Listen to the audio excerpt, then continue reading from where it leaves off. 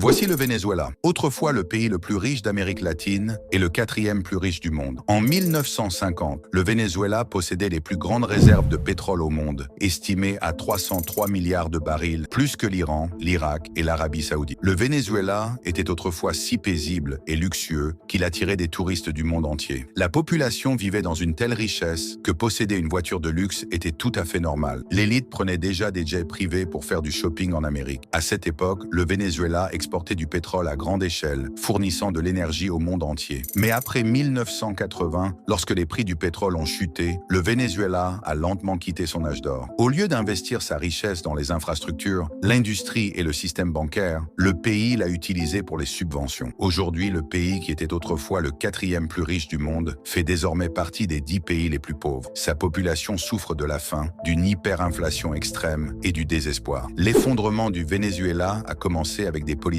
défaillantes, fondées presque exclusivement sur le pétrole, en ignorant les autres secteurs économiques. Lorsque les prix du pétrole ont chuté et que les sanctions sont tombées, l'économie s'est effondrée. Alors, le Venezuela a-t-il été détruit par la chute du pétrole et les sanctions ou par ses propres dirigeants ?